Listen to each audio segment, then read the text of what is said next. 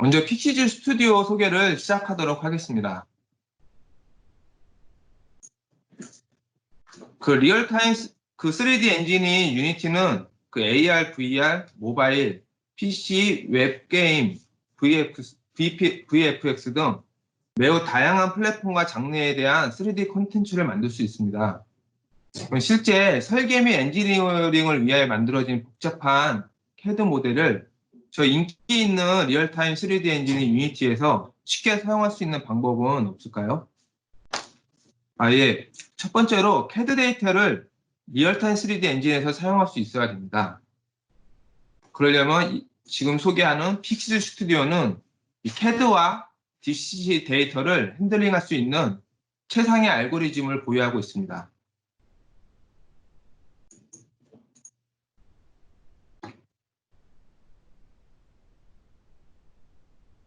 CAD 소프트웨어의 CAD 모델은 테설레이션 되지 않습니다. 리얼타임 3D 운영 프로그램에 해당 모델이 표시되려면 메시라고도 하는 테설레이트된 표면으로 변환이 되어야 합니다. 메시는 여러 개의 다각형 또는 삼각형으로 연결되어 구성되어 있으며 GPU에서 이해할 수 있는 이산화된 형상을 형성하여 3D 운영 프로그램에서 렌더링 됩니다. DCC 소프트웨어는 기본적으로 테설레이션된 형상을 생성합니다.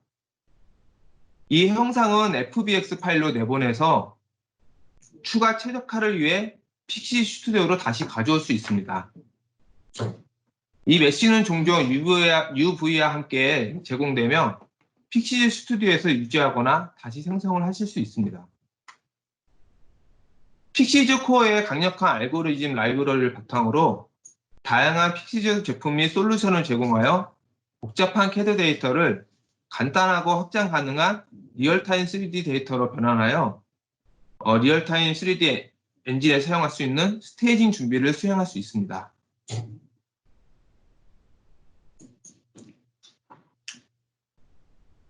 지금 보시는 화면과 같이 픽시즈 스튜디오는 AEC, ATM 업계에서 사용하는 우수한 CAD 소프트웨어의 다양한 CAD 포맷에 대하여 임포트를 지원합니다.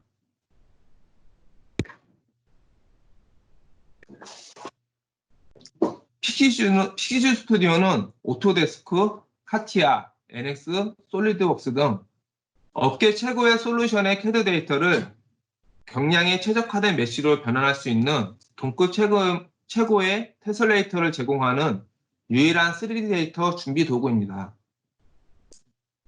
픽시즈 스튜디오의 대화식 그래픽 사용자 인터페이스는 다양한 기능과 알고리즘에 대한 액세스를 제공합니다. 또한 고급 사용자가 강력한 데이터를 작성하고 복잡한 데이터의 준비 작업 및 플러그인을 자동화할 수 있는 파이썬 API를 포함합니다.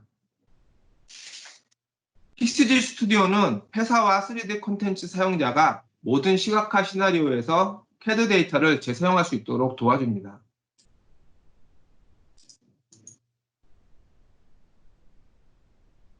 네, 픽시즈 스튜디오의 프리퍼레이션과 오토마이션의 피처 기능 중에서는 크게 세 가지를 중요하게 보시면 되는데요. 테설레이션과 CAD 메시 오토매틱 리페어 기능과 폴리곤 리덕션입니다. 먼저 테설레이션은 거의 모든 CAD 모델 데이터로부터 고품질의 메시를 생성하게 됩니다. 효율적이고 매우 빠른 테설레이션 기능으로 최적화된 폴리곤 수를 제공합니다. 다음으로 CAD와 메쉬의 오토매틱 리페어 기능인데요. CAD 토폴로지로 수정과 복제된 면, 패치 제거, 면 다각형 재연결, 겉선 면 방향 통일과 같은 CAD 및 메쉬 복구 기능을 제공합니다. 폴리곤 리듀션은요, 품질을 저하시키지 않으면서 3D 모델에 포함된 폴리곤 수를 줄이고 최적화합니다. 그래서 RT3D 엔진에서의 가장 효율적인 리소스 3D 모델로 만들 수 있습니다. 네, 지금 소개를 여기까지 드렸고요. 픽시즈 스튜디오 시연을 시작하도록 하겠습니다. 먼저 PC 스튜디오를 사용하기 위한 그 설치 및 라이선스 적용에 대해서 간략히 소개를 드리고, 그 다음에 실질적으로 PC 스튜디오를 실행해서 기본적인 UI 인터페이스 소개와 함께 데모 브렉스를 활용한 주요 기능을 확인을 해볼 거고요. 또 2019.2 버전의 주요한 기능 중에 몇 가지 기능을 또 한번 확인을 하겠습니다. PC 스튜디오에서 그 CAD 데이터를 메쉬 데이터로 테슬레이트하고 데시메이션 한 이후에 실제 유니티에서 어떻게 활용할 수 있는지 간략한 데모를 확인해 보도록 하겠습니다.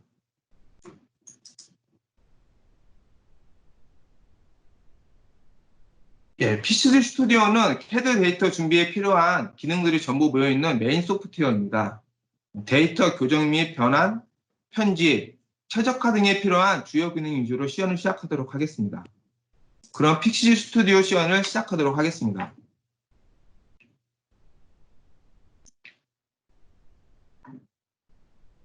먼저 그 설치에 대해서 소개를 해 드릴 건데요.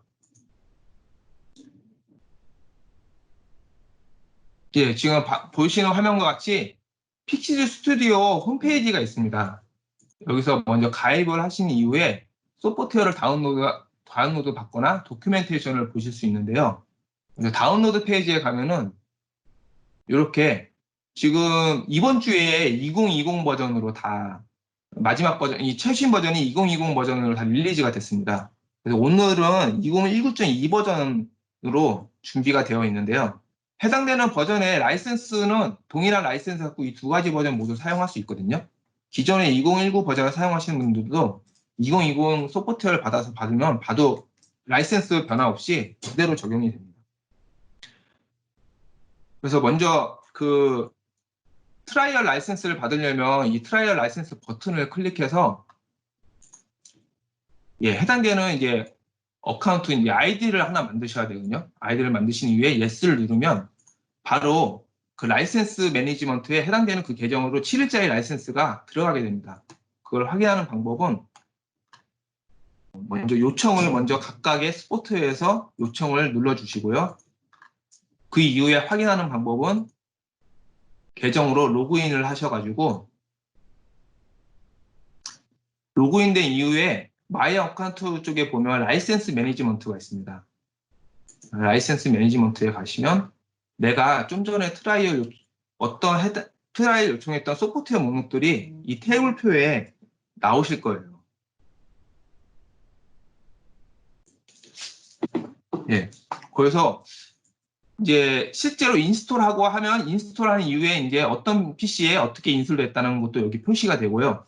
그렇게 되는 과정을 갖고 여기서 라이센스가 내가 뭐가 있는지 목록을 확인하실 수 있습니다. 또한 비단 트라이얼 요청자 말고 심지어 구매를 한 요청자도 해당되는 그 계정으로 들어가면 여기에 그 테이블 목록에 해당되는 라이센스 개수만큼 이렇게 리스트업이 되시는 것을 확인할 수가 있습니다. 그 다음에 해당되는 소프트웨어를 가서 설치 파일을 내려받으시면 지금 보시는 것처럼 스튜디오와 유니티 패키지 이렇게 파일이 있는데 유니티 패키지 파일 하나는 플러그인은 후반 내 2부에서 소개해 드리도록 하고 먼저 픽스 스튜디오 설치 파일을 인스톨 하시면 됩니다. 어려움 없이 넥스트 하고 바탕화면 아이콘을 만들 건지 그 정도에 대한 옵션만 선택하시고 인스톨을 하시면 되고요. 인스톨이 된 이후에는 이렇게 바탕화면에 픽시 스튜디오 아이콘 모양의 아이콘이 생깁니다. 이걸 더블 클릭해서 실제 실행을 하시면 최초 실행을 하면 저는 이미 지금 세팅이 되어 있거든요. 라이센스가 인스톨이 되어 있기 때문에 안 뜨는데 여기 라이센스 인스톨하라고 이렇게 창이 뜨실 거예요. 혹시나 그 창에서 이제 라이센스 인스톨 과정을 진행하시면 되는데 그거를 뭐 창을 갑자기 뭐 껐거나 그랬을 경우에는 당황하지 마시고 헬프 메뉴에 보면 중간에 라이센스 매니저가 있습니다.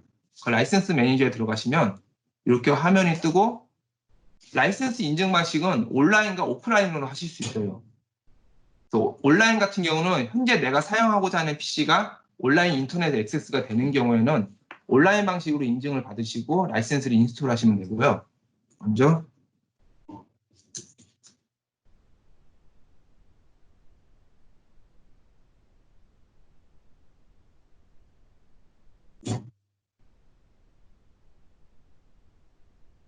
그래서 계정과 비밀번호 넣고 커넥트를 누르면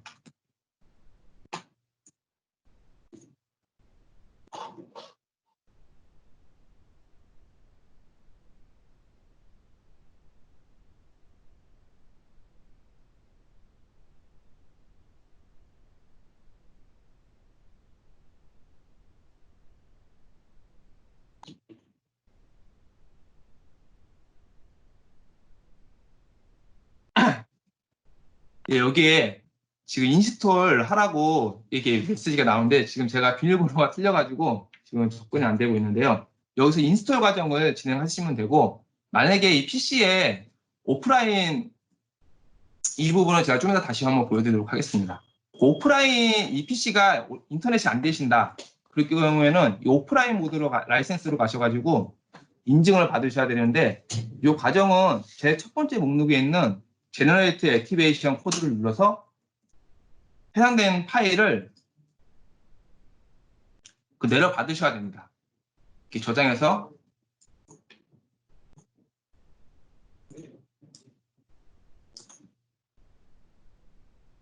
예, 이렇게 파일을 내려 받았으면 요거를 가지고 USB를 이용해서 인터넷이 되는 PC로 이동을 하신 이후에 그 웹사이트에 계정을 접속하셔서 라이센스 매니지먼트에 여기 오프라인 리퀘스트라고 뜨실 거예요. 지금은 전 스튜디오에 이제 처음에 오프라인 리퀘스트라고 뜨실 겁니다. 그 해당되는 그 버튼을 누르시면 이렇게 안내된 메일과 함께 지금 방금 전에 USB로 옮겨온 그 액티베이션이나 명칭이 붙어 있는 그 파일을 올리라고 되어 있거든요. 파일을 선택해서 그 해당 파일을 선택하고 올리시면은 이렇게 해당되는 그 액티베이션 코드를 제너레이트된 PC의 명칭과 함께 인스톨 데이트와 요 날짜 표시가 이렇게 표시가 됩니다.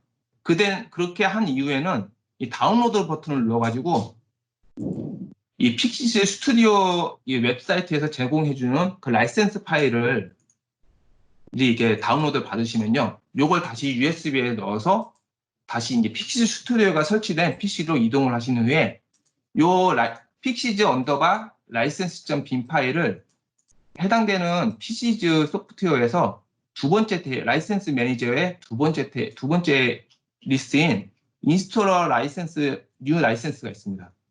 인스톨 라이센스에 선택하시면 그 라이센스.bin 파일을 선택하게끔 이렇게 윈도우 창이 그 다이얼로그 창이 뜨거든요.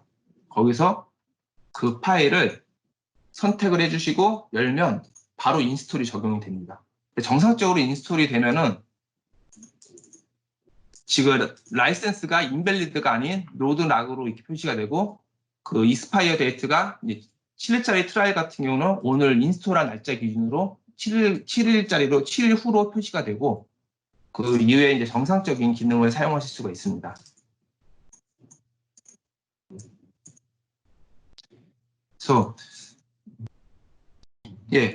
그래서 픽시즈 스튜디오의 기본 메인 화면은 이렇게 되어 있고요. 2020 버전은 약간 요거랑 조금 다르거든요. 2019.2 버전은 이렇게 표시가 되어 있습니다. 그래서 처음에 임포트를 사용해서 임포트라는 툴박스의 기능을 사용해서 브레이크스 샘플 파일을 한번 열어서 디스크 브레이크 파일을 열어보도록 하겠습니다. 쉽게 그 CAD 모델에서 모델링된 CAD 파일을 쉽게 임포트할 수가 있고요. 임포트된 이후에는 지금 큰 UI가 픽시즈 스튜디오의 최상위가 메뉴로 이렇게 그 파일과 에디트, 셀렉션, 씬과 같은 메뉴로 구성이 되어 있고 그 다음에는 주로 자주 사용하는 툴박스 기능들이 여기 있습니다. 임포트 위자르부터 임포트, 익스포트, 이 프로젝트를 세이브를 할 수가 있고 또한 리셋을 시킬 수가 있고 매터리얼을 관리할 수 있으며 이 이후에 CAD를 확인할 수 있도록 뭐 UV 체크라든지 다양한 기능들이 이 툴박스에 배치되어 있습니다.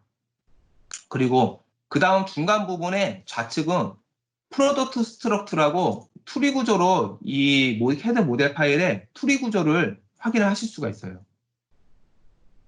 그리고 이 트리를 여기서 이 창에서 관리를 하실 수가 있습니다. 근데 가운데 뷰는 씬뷰로 이 CAD 모델 형상에 그 지오메트리 정보를 형상 정보를 이렇게 확인하실 수가 있는데 쉽게 자주 사용하는 게 마우스의 왼쪽 휠 버튼, 오른쪽 버튼과 키보드의 Alt 키를 누르면서 같이 이렇게 회전을 시키거나 줌인과 아웃을 시키거나 패닝을 시킬 수가 있습니다. 물론 이렇게 왼쪽, 가운데, 오른쪽 버튼, 마우스와 키보드 Alt 키를 누른 채로 그 주요 기능 그렇게 사용하실 수가 있고요. 여기에는 또 중요한 정보가 있는데 가운데 이 신창에 맨 위에 파트 오큐런스라고 있습니다. 현재 이 모델에 파트 오큐런스가 75개로 카운트가 되어 있고 현재는 테슬레이트된 메쉬 데이터가 아니기 때문에 트라이앵글 수는 빵개로 카운트가 되어 있습니다. 현재 순수 CAD 지오메트리 정보의 순수한 모양이라고 생각하시면 되고요. 요거는 이제 BARF라는 요거를 토글을 하면서 형상을 확인할 수 있습니다. 이 이후에 와이어프레임과 쉐이드는 테슬레이트된 메쉬로 된 상태에서 이제 사용할 수 있는 기능이라서 지금은 작동을 하지가 않거든요. 이렇게 해서 확인할 수가 있고 우측에는 각각 파트에 대한 인스펙터 뷰가 배치가 되어 있고 비주얼라이제이션과 미저먼트, 언두, 리드, 히스토리 관련된 것들이 여기에 배치가 되어 있습니다. 또한 기본적인 배치에서 이 창들이 만약에 안 보이신다고 하면 윈도우즈에 가면은 해당되는 창들을 선택을 하시면 이쪽에 추가로 생성이 되실 거예요. 탭별로 윈도우 창이 생성이 됩니다. 하단 부분은 왼쪽에는 아웃부스라고 지금 현재 픽시 스튜디오에서 지금 활동하고 있는 모든 기능들에 대한 로그를 여기서 출력하게끔 되어 있습니다. 오른쪽은 맨 마지막에 또 설명을 드릴 건데 픽시 스튜디오는 파이썬 언어를 사용해서 관련된 기능들의 API를 제공합니다.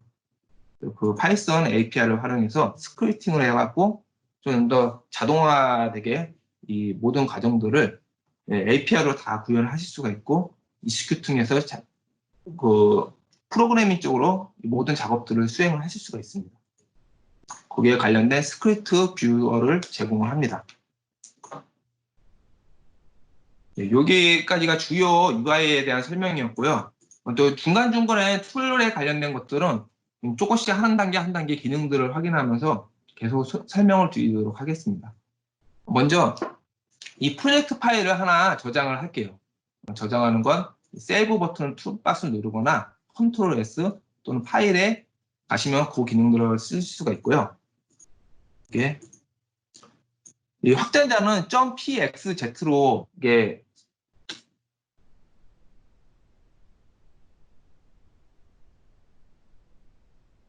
pxz의 확장자명으로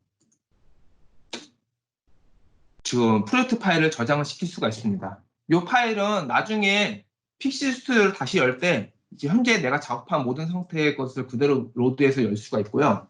또한 .pxz라는 이 파일은 픽시즈 플러그인에서 이 파일로 임포트를 또 시킬 수가 있어요. 그러면 원본의 그 카티아라든지 여러 CAD 솔루션에 있는 고유한 확장자명에서 임포트할 때보다 좀 더 빠르게 임포트를 시킬 수가 있습니다. 그래서 일단 저장을 시킬 수가 있고요. 프로젝트 파일 하나 저장했으면 요거에 대해서 이제 테슬레이트 시키고 좀 폴리곤 수를 줄여주고 그런 작업들을 한번 수행해 보도록 하겠습니다. 네, CAD의 형상을 먼저 확인을 하고 주요 이제 이 모델이 현재 CAD인 상태에서는 이 메뉴의 CAD의 기능에 현재 CAD 형상 지오메트리에 있을 때 할 수 있는 기능들이 여기 이렇게 배치되어 있습니다. 그래서 테슬레이트, 메쉬로 변환하기 이전에 리피어 CAD로 혹시나 모르는 CAD를 모델링할 때 있을 법한 토폴로지 기능 같은 걸로 고정해주는 리피어 CAD 기능을 통해서 고정을 해서 한번 이렇게 고정을 해주시고 그 이후에는 실제로 메쉬 데이터로 한번 테슬레이트를 진행해 보도록 하겠습니다. CAD에 테슬레이트라는 메뉴를 선택을 해주시고 보시면 이렇게 프리셋과 옵션들을 선택을 할 수가 있는데요. 그 프리셋에 가면은 기본적으로 하이과 미디움과 로우가 있습니다. 하이과 미디움과 로우로 프리셋을 기본적으로 제공하고 있는데, 이 하이라는 거는 말 그대로 원본의 CAD 파일과 변환된 메쉬를 매우 근접하게 똑같이 할 수 있는 최대로 좋게 변환시켜라라는 의미로 보시면 되고, 중간은 적절한 점이 있습니다. 형상도 그대로 유지하면서 대신 하이 같은 경우는 매우 정밀하게 변환되기 때문에 폴리곤 카운트가 엄청 많아지거든요. 근데 미디움 같은 경우는 폴리곤 카운트도 적절하게 하면서 형상도 적절하게 움직이게끔에 대한 기준적인 정보가 옵션으로 저장이 되어 있고, 로우는 폴리곤 카운트 수는 확 줄어들리고 대신 형상에 대한 부분은 조금 더 일그러질 수도 있고, 예, 그거는 이제 나중에 유니티의 3D 영역에서 그 모형의 메쉬의 모형의 형태에 따라서 판단을 하실 수 있을 것 같아요. 이 정도가 적절해도 이 정도도 괜찮다 싶으면은 그렇게 해서 여러 가지 단계 기준이 되는 세 개의 프리셋을 제공하고, 그 외에 내가 하고자 하는 그 수치로 따로 체크를 해서 저장을 해서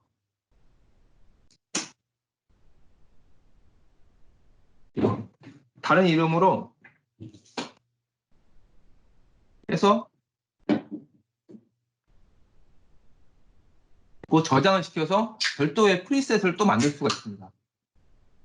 지금 저는 이제 마이 테슬레이션으로 이렇게 맞춰놨는데, 맥스 색과 맥스 앵글만 두 개만 옵션을 사용하고 각각의 수치 정보를 입력했습니다.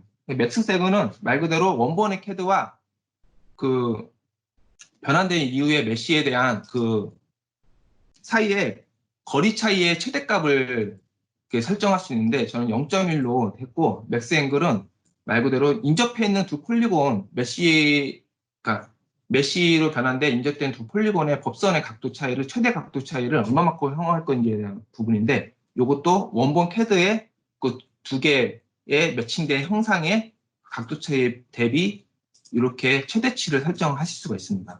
하고 익스큐트를 시키면 실제 이제 메쉬로 변환을 하고요.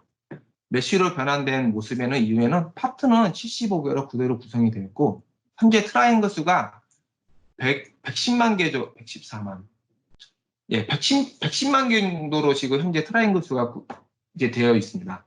지금 와이어프레임과 쉐이드가 지금 토글이 오프가 되어 있기 때문에 와이어프레임과 쉐이드를 두 개 다 토글을 시키면 이제 메쉬의 메쉬 상태인 이 모델에 대해서 어떻게 구성되는지 와이어프레임을 확인할 수가 있고, 실제 이러면서 지금 매터리얼로도 색상 코드를 매터리얼로 변환이 되었거든요. 매터리얼도요. 그 매터리얼 정보도 쉐이드를 할 건지 말 건지에 대해서 이 두 개의 버튼으로 확인을 하실 수가 있습니다. 이 BIRF는 이제 CAD가 아니기 때문에, 순수한 CAD 형상이 아니기 때문에 영향을 안 받게 되고요. 그 외에도 투명도를 어떻게 둘 건지도 선택을 하실 수가 있고, 아웃라인으로 이 패치와 라인즈에 대해서 토글을 시키면서 선택을 해서 이 패치에 대한 아웃라인을 확인을 하실 수도 있습니다. 지금은 이제 선과 면으로 이루어졌던 지오메트리를 가지고 테슬레이트를 했는데, 픽시 스튜디오가 클라우드 데이터도 포인트 클라우드로 된 포인트 지오메트리도 임포트가 되거든요. 임포트된 이후에는 우측에 보이는 이 포인트라는 걸 토글로 온오프를 해서 해당되는 지오메트리 정보를 확인하실 수가 있습니다.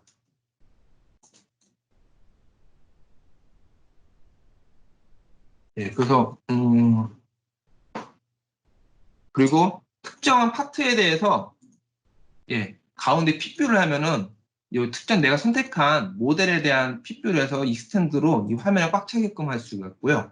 이 전체에서 하면 이 전체에 대한 익스텐드로 이 핏뷰를 통해서 맞출 수가 있습니다. 나중에는 막 돌리다가 또는 마우스 동작에 이게 익숙치가 않아가지고 지금 잃어버릴 때가 있거든요. 그럴 때는 최상의 부모 노트와 해당되는 노드를 보고 핏뷰를 눌러서 다시 세팅해서 맞추시면 맞추실 수가 있습니다. 다시 그 모델을 찾아가실 수가 있습니다. 이게 메쉬로 된 테슬레이트 된 이후에는 비주얼라이제이션에서 보시면은 커팅 플레인과 익스플로드 뷰가 있는데 이 커팅 플레인을 이네이블 시켜갖고 특정 축 기준으로 이렇게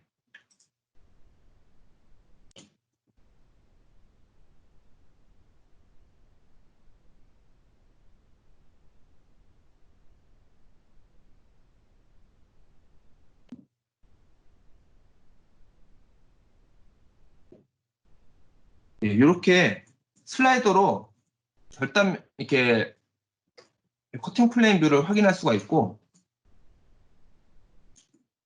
특별한 축을 선택해서 확인하실 수가 있으며 익스플로드 뷰로 아예 이렇게 익스플로드 되게끔 특정 축 기준으로 해갖고 분해를 해서 보실 수가 있습니다. 그래서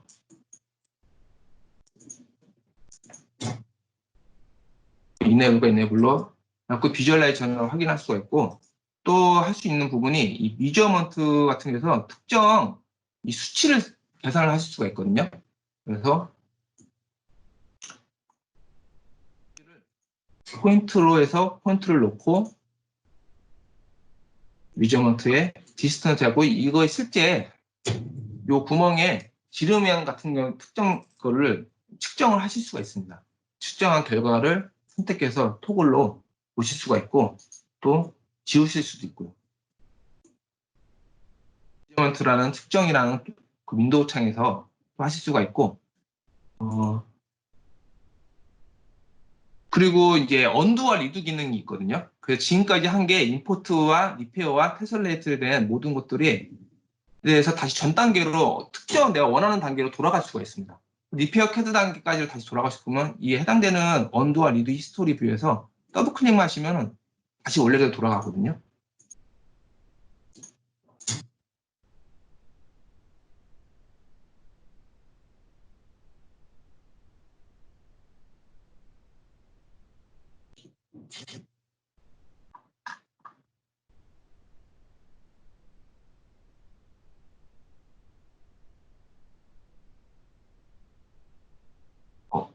제가 조금 이 부분 좀 다시 한번 진행해 보도록 하겠습니다.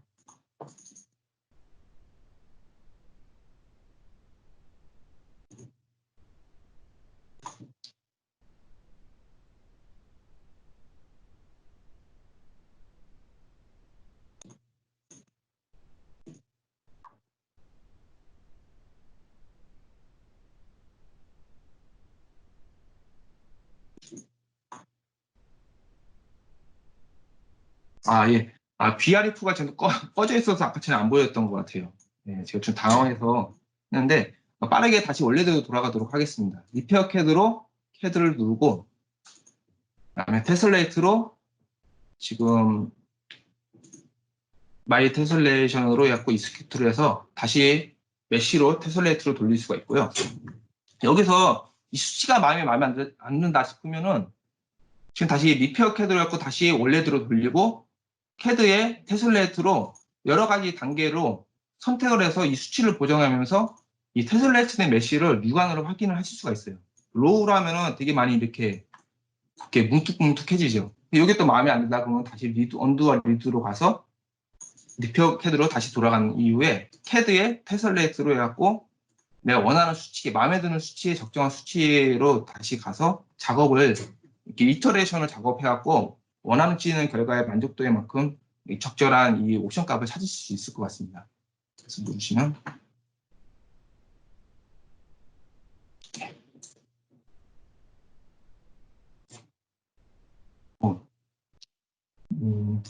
지금 와이어 프레임을 보면은 매우 이 구멍의 주변에 매우 다양하게 지금 와이어 프레임으로 이렇게 폴리곤이 구성이 되어 있거든요. 여기서 구멍들이 실제 요 캐드 데이터에서 이 디스크 브레이크를 만들 때는 제작과 프로덕트 단계에서는 매우 중요했지만 비주얼적으로 이제 유니티 영역으로 넘어갔을 때 비주얼라이제이션에 모델로 쓸 때 이 작은 구멍들이 의미가 없을 수가 있어요. 그런데 지금은 그걸 지워주면 더 좋겠죠. 더군다나 지금 구멍 때문에 너무나 많은 폴리곤들이 지금 있기 때문에 이거는 시스템에 렌더링할 때 부하를 줄 수가 있습니다. 그래서 이 부분은 옵티마이즈 메쉬에 가서 리무브 홀에 가면은 해당되는 구멍들을 찾아갖고 완전히 뚫렸는지 안에 표면만 구멍처럼 보이는 건지 아니면 막힌 구멍인지에 따라서 체크를 해가지고 구멍을 찾아갖고 일괄적으로 지울 수가 있어요. 메꿀 수가 있는데 지금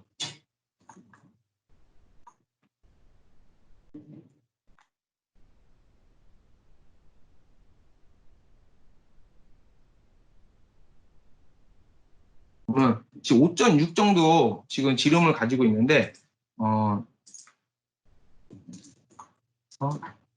7mm 정도로 잡고 한번 지워보도록 할게요. 완전 뚫린 구멍에 대해서만 7mm, 지름이 7mm 정도인 것들을 찾아갖고 구멍을 메꿔라 라는 것들을 이 리무브 홀이라는 기능을 통해서 확인할 수가 있는데요.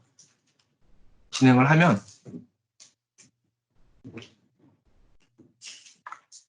이렇게 구멍이 7mm에 보다 작은 구멍들은 모두 찾아갖고 한 번에 이렇게 메꿔질 수 있는 이렇게 기능을 수행을 했습니다. 그리고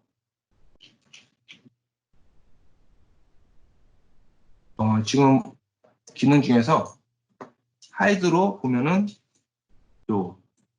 지금 바깥에 저 덮개 안쪽에 이렇게 좀 보이지 않는 이 모델 메시 정보가 있거든요. 이 파트 정보는 나중에 뭐 분해도에서 쓰시면 써도 되지만 이게 뭐 비주얼 3D 콘텐츠, 리얼타임 3D 콘텐츠에서 전혀 필요가 없다. 그러니까 그쪽에서는 전혀 필요 없는 정보라서 지워야 된다. 그러면 일일이 찾아가지고 안 보이는 것들 찾아갖고 그 파트 오큐런스를 다 지우셔야 될 거예요. 그것도 일일이 찾아서 하는 것은 좀 한계가 있기 때문에 자동적으로 이 픽시 스튜디오에서 저렇게 현재 상태에서 가려져 있는 파트들을 완전히 차단되어 있는 파트들을 찾아내가지고 일괄적으로 지워주는 자동화된 기능들을 가지고 있습니다. 그 기능은 지금 현재 제가 이 덮개를 하이드라고 감춰놨죠. 감춰진 것들은 쇼와 노쇼에서 토글로 선택을 할 수가 있는데요. 그래갖고 이거에 하면 내가 지금 모델에서 감춰놓은 것들은 이 노쇼의 모드에서 다 보실 수가 있고 또 반대쪽에서는 지금 쇼로 체크되어 있는 상태의 파트들만 모아서 한 번에 이렇게 나눠서 보실 수가 있습니다.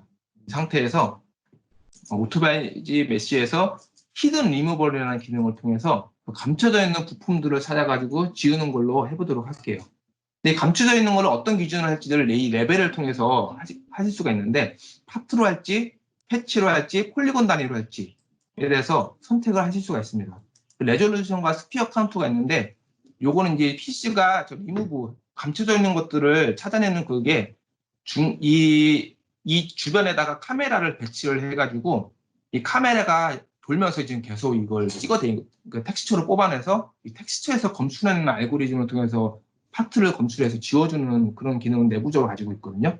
그래서 그 카메라를 배치할 스페어 카운트로 카메라를 몇 개 배치를 할 건지, 이 카메라가 이미지로 추출을 할 때 해상도를 어떻게 둘 건지, 그러니까 고해상도라면은 더 정확하게 정밀하게 완벽하게 가려진 것만 딱 검출을 할 수가 있고 대신 시간이 더 많이 걸리는 처리하는데 소요 시간이 많이 걸리고요. 로우라면은 저해상도의 텍스처로 숨겨진 파트를 검출하는 그런 상태로 프로세스를 진행하게 됩니다. 이시큐트를 하면은 이렇게 하단에 프로그레스를 통해서 이 기능들 감춰져 있는 것들 지금 찾아서 일괄적으로 지워주는. 현재 75개 파트에 그래서 지금 변업은 이미 감춰놓고 수행을 해왔고 현재 파트가 64개로 됐습니다. 그 트라이앵글스는 파트도 같이 지워졌기 때문에 트라이앵글스가 지금 처음에 110만 개에서 47만 개 정도까지 지금 다운이 됐어요. 지금까지 하는 과정에서 많이 다운이 됐고 여기서 실제 한번 확인을 해보도록 하겠습니다. 선택을 눌러서 이 해당되는 파트를 비집으로 오프를 시키면 좀 전에 있었던 구멍의 3개에 대한 파트 부분이 사라짐을 확인할 수가 있습니다.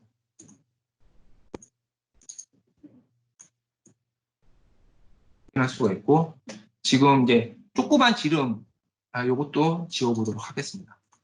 조그만 구멍들을 찾아서 메꾸었고 숨겨져 있는 파트를 찾았고 지웠습니다. 그래도 조금 더 할 수 있는 부분이 와이어프레임을 보면 이 구멍 같은 경우에 메꿨는데 이 구멍에 이 표면만 메꿨을 뿐이지 이 구멍 때문에 이루어졌던 폴리곤은 아직 그대로 지금 존재하고 있는 상태거든요. 예, 이런 것들을 일괄적으로 형상에 따라서 맞지 않는 이런 폴리곤으로 되어 있는 부분들도 찾아놔서 한 번에 또 줄여주는 기능들이 있는데, 그거는 옵티마이즈 메쉬에 데시메이트라고 있습니다. 데시메이트라고 들어가서 이것도 프리셋의 3개의 단계가 있고, 거기에 따라 이 각각의 단계에 따라서 옵션 값이 달라지고, 또 추가해서 좀 더 커스터마이즈, 나만의 또는 이 특정 이 모델에 대한 해당되는 옵션 값을 따로 저장을 하실 수가 있어요. 세팅을 하고 특정한 모델만을 위한 옵션을 이 프로젝트에 저장을 시킬 수가 있습니다. 그래서 여기에 의미한 게 스트롱은 아주 강하게 폴리곤 카운트를 줄이겠다라는 의미거든요. 이걸 실행을 하면은 이 형상이 더 이제 좀 지금 형상보다 더 일그러질 수가 있습니다. 왜냐하면 포인트 카운트를 많이 카운트를 쳤기 때문에, 그거에 따라서 지금 서페이스 표면에 대해서 표면에 이 데시메이트가 폴리곤들이 이루는 이 정점들을 줄이는 거기 때문에, 이 표면 결정이 이 현재 상태보다 이 작업 이후에 그 차이를 얼마나 둘 건지에 대해서 이 수치값을 입력해 줄 수가 있거든요. 이 스트롱과 미듬과 로우가 이 값들의 차이가 좀 있습니다. 옵션 값이 변하죠. 그래서 그렇게 작업을 하셔가지고, 또는 나만의 프리셋을 저장해서 한번 적용함으로써 확인을 하실 수가 있습니다. 지금 로우를 해서 이시큐트를 하면 현재 47만 개인데요. 제가 선택을 지금 루트로 선택을 안 해갖고, 특정한 선택된, 요게 선택되는, 요게 안에서만 지금 데시메이트 기능이 일어났거든요. 다시 선택을 해서 하겠습니다. 전체 선택을 하고, 옵티마이즈 메쉬에서 데시메이트 들어가면은 내가 현재 어떠한 노드를 선택했는지에 대해서 확인할 수가 있고, 다시 로우로 재수행을 해보도록 하겠습니다. 현재 트라이앵글 전체 45만 개 정도의 현재 전체 45만 개가 그대로 선택이 되는 상태고요. 아래 SCSEL이 셀렉트에 된 것들에 대한 폴리곤 카운트 수입니다. 익스큐트를 해보면 45만 개에서 26만 개 정도로 다운이 됐고, 실제 보시면 많이 구멍들에 맥혀져 있던 그 와이어 프레임을 통해서 봤던 폴리곤들이 많이 사라져 있는 것을 확인할 수가 있습니다. 그래서 와이어 프레임 놓고 이제 룩을 쉐이드를만 놓고 확인하실 수가 있고, 또는 이 안에 와이어 프레임을 켜놓고 이 안에 구성되어 있는 것들을 또 확인하실 수가 있을 것 같아요. 26만 개인데 내가 좀 더 해보니 좀 더 줄이고 싶다. 그리고 내가 줄이고 싶고자 하는 폴리곤 카운트를 이미 정해놓고 있다라고 할 경우에는, 좀 전에는 데시메이트 기능을 써가지고 뭐 강하게, 중간, 낮게 그런 기준으로 요걸 했는데, 데시메이트 타겟이라고 있어가지고 타겟 카운트를 아예 트라이앵글 카운트를 지정을 하실 수가 있어요. 이건 26만 개에서 20만 개로, 내가 뭐 20만 개로 이 모델을 줄여야 돼, 라는 게 뭔가 정량적인 지표가 있다고 하면 20만 개 트라이앵글을 아예 추출해놓고 익스큐트를 해보겠습니다. 그 26만 개에서 20만 개 바로 아래로 그렇게 하면서 약간 모양은 조금은 했죠. 이런 거를 데시메이션도 내가 원하는 폴리 카운트만큼 또는 상중하로 해갖고 이 두 개로 데시메이트 리듀스 옵티마이징을 하실 수가 있을 것 같아요. 또는 여기에서 다시 리드를 할 수도 있고, 다시 원래대로 돌아갈 수도 있고, 다시 적용시킬 수도 있고 해갖고, 이 언두와 리드 히스토리를 통해서 계속 하면서 여러 가지 작업들을 계속 확인을 하실 수가 있습니다. 그 다음에 어느 정도 끝나면 리피어 메쉬를 통해서 한번 수정해서, 이게 지금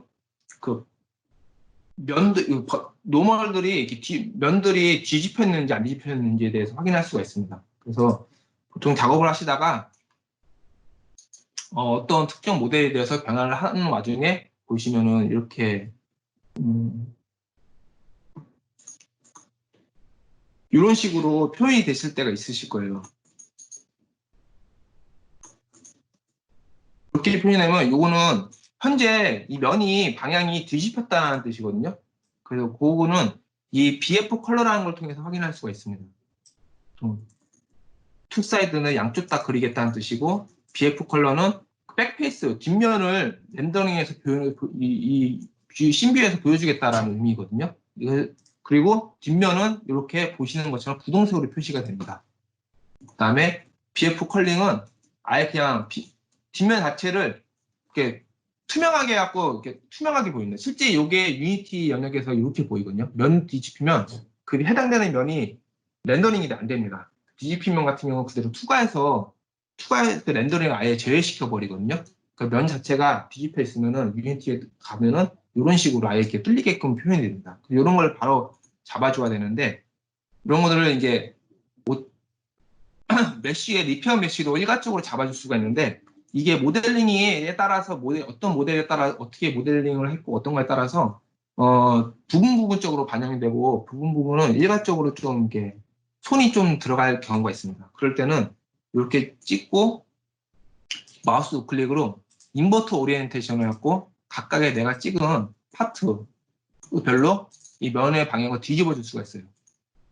이런 식으로 해줄 수가 있고 이 파트가 아니고 또 어떠한 경우에도 상태가 어떤 모델링 같은 경우는 이 하나의 파트가 아니고 하나의 파트에 패치라든지 또는 폴리곤으로 몇 개만 부분적으로 면이 뒤집혀 이렇게 정상적이지 않을 경우가 있거든요. 그럴 때는 이 툴박스에 파트와 커넥트 메쉬, 패치, 폴리곤 기준으로 해당되는 것들을 선택을 하실 수가 있습니다.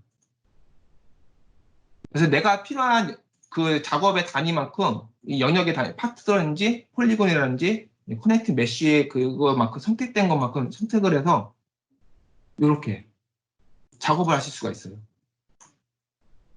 그런 거는 이 가운데 툴박스에 폴리곤, 파트, 커넥트 메쉬, 패치 요거에 따라서 개별적으로 작업을 시킬 수가 있습니다. 그래서 이 뒤집힌 면들에 대해서도 이렇게 좀 작업이 끝났으면 이제 매터리얼을 하나 만들어 보도록 할게요. 매터리얼은 이 매터리얼즈라는 툴박스에 들어가서 새로운 매터리얼을 만들 때는 플러스 애드를 눌러주시고 이렇게 스탠다드 매터리얼과 PBR, 뭐 컬러, 텍스처로 이루어진 매터리얼을 만들 수가 있습니다. 픽시즈 안에서 만들 수가 있고요. 디폴트는 검정 색깔로 뉴 스탠다드라고 이렇게 만들어져 있고요. 마의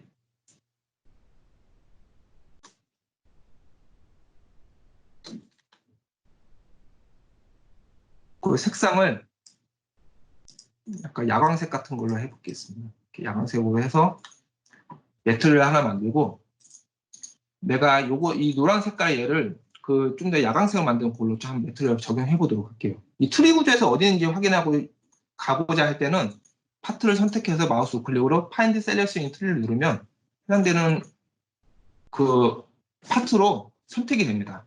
그래서 인스펙트에서 보면 매터리얼이 있고요. 이 부분을 제가 좀 전에 만들었던 이 야광색의 드릴로 적용을 하고 이렇게 보면은 적용을 시킬 수가 있고요. 그 다음에 또 만약에 텍스처링이 된 매터리얼을 쓰고자 유니티 영역을 쓰고자 할 때는 UV 맵을 UV가 있어야 되거든요. 근데 지금은 UV를 이 픽시즈 스튜디오에서 만들 수가 있습니다. 그래서 UV 체크도 있고 현재는 없기 때문에 이렇게 돼 있고 UV는 UV 메뉴에 가서 제너레이트 UV 바이 프로젝션에 여러 가지 옵션이 있는데 바운드를 3D 사이즈로 해갖고 100mm로 해서 만들어 보겠습니다. 만들고 나서 체크를 통해서 UV가 만들어진 걸 확인할 수가 있고요. 다 만들어졌으면 이후에 실제로 렌더링에서 최적화했을 때 이 노드도 이 구성된 노드도 좀 줄여주는 게 되게 중요한데요. 이거를 이제 이 노드가 만약에 쓰임이 이 노드가 되게 중요한 컨텐츠일 수도 있어요. 노드 스트럭처의 이 순서조차도 되게 중요하다. 그 유니티 영역에서 만든 3D 컨텐츠에서 계층 구조가 매우 중요한 경우에는 그렇게 할 수가 없지만 단순하게 비주얼적인 모델로만 쓸 때는 이것들을 머징을 시켜갖고 많이 오티마이징을 해서 줄여주는 게 제일 좋습니다. 그런 기능들은 씬에 가면은 파이널 레벨, 머지 파이널 레벨 또는 트리 레벨을 뎁스를 어느 정도까지 유지하면서 머지를 시킬지 또는 매터리얼 기준 이 각각의 파트들이 몇 가지 현재는 지금 요 정도의 매터리얼을 가지고 있거든요.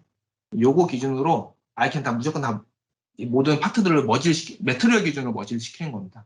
그런 식으로 갖고 유니티에 가면은 실제 배치 카운트들이 많이 줄어들긴다고 해요. 그런 쪽에서 많이 최적화에 매우 중요할 수 있는 요소 중에 하나가 이 노드를 머징 시켜주는 게 매우 중요하다고 합니다. 그래서 그런 거를 매트리얼 기준으로 머징을 시킬 수가 있고 하실 수가 있습니다. 이쪽에서 원하시는 것만큼 머지를 시킬 수가 있고요. 지금 현재는 머지를 안 시키고 그대로 하고 e스포트를 할게요. e스포트로 현재 64개 파트와 19만 개 정도의 폴리곤을 가지고 있는 이 메시 모델을요, 선택을 해주시고 내가 뽑고자 하는 위치에 선택을 해주시고 마우스 우클릭으로 e스포트 셀렉션 하면은 현재 이 픽시즈 데모가 루트 명칭으로 된 채로 e스포트를 하게 됩니다. e스포트를 할 때 내리고자 하는 위치에다가 파일을 FBX뿐만 아니라 지금 보시는 것처럼 JT나 OBJ, GLTP 등 현재는 이 정도의 STL 등 이 정도의 파일 포맷도 지원해 주거든요. 요걸로 해서 요거를 또 임포트해서 쓸 수 있는 곳에서 또 쓸 수 있을 것 같아요. FBX 파일, 지금 유니티에서 써야 되기 때문에 FBX로 할 거고 데이터를 해서 저장을 시켜서 내리겠습니다. 여기까지가 스튜디오를 통해서 이제 원본의 CAD를 메시를 시켜 테슬레이트로 해갖고 메시 데이터를 만드는 과정이었습니다.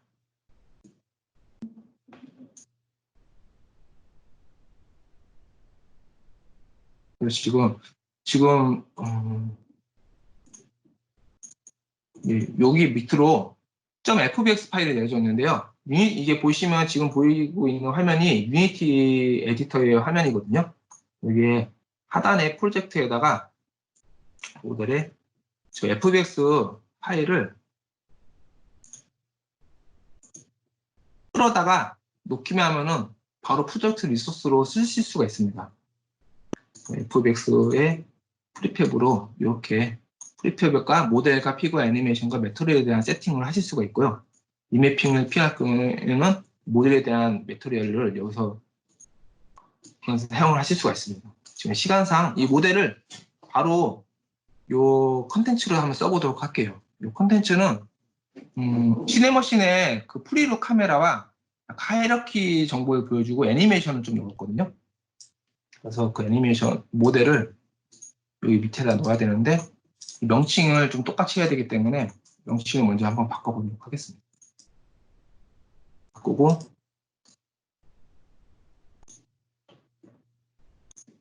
넣고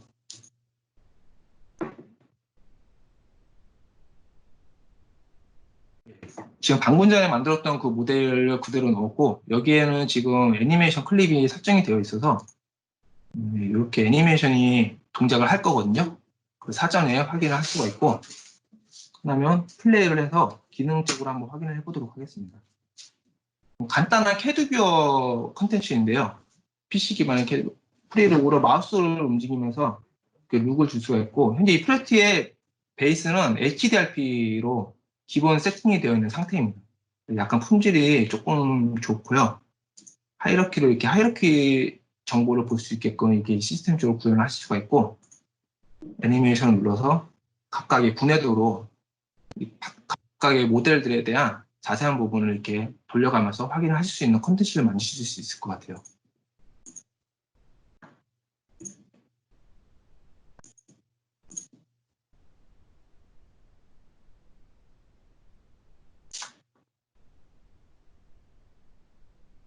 네. 그 시간이 좀 많이 흘러서 많이 흘렸는데, 예, 생각보다 좀 많이 흘렸는데요. 그리고 그 말로만 좀 설명을 드리겠습니다. 지금 이 픽시즈 스튜디오의 지금 같은 경우 이 디스크 브레이크가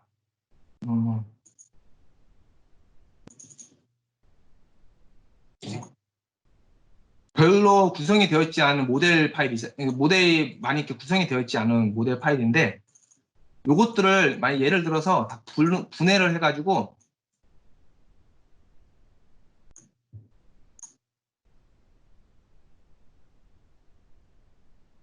이런 식으로, 그러니까 지금 하나의 예거든요. 예를 들어서 이런 파일들을 .pxz로 나누어서 관리를 하실 수가 있어요. 예를 들어 자동차면 자동차의 앞에 부분, 뒤 안에 부분 그걸 다 쪼개서 다 관리를 하신 다음에 쪼개서 아예 프로젝트 자체를 관리를 하고 여기 안에서 작업을 별도의 작업을 이렇게 나누어서 할 수가 있거든요. 얘를 하나의 서브로 임포트를 시킬 수가 있습니다. 이런 식으로 해갖고 작업은 작업대로 저렇게 나눠서 하시다가 최종적으로 모델을 익스포트 할 때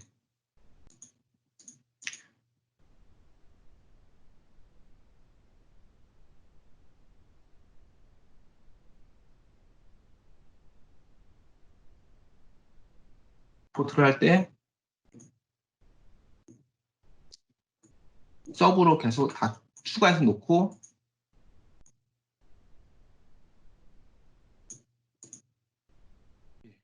이렇게 작업을 각각 파일대로 이제 데시메스가 여러 가지 작업들을 한 다음에 최종적으로 그걸 또 다 합쳐갖고 이 안에서 트리 로드를 다시 바꿔치기를 할 수가 있거든요. 이렇게 드래그해서 놓으면은 이 안에 것들이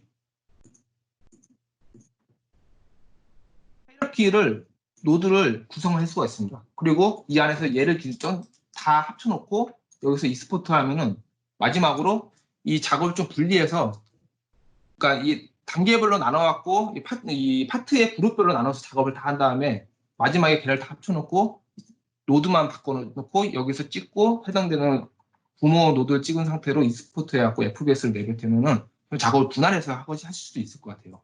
그러니까 협업으로서 작업도 할 수 있을 것 같습니다. 네.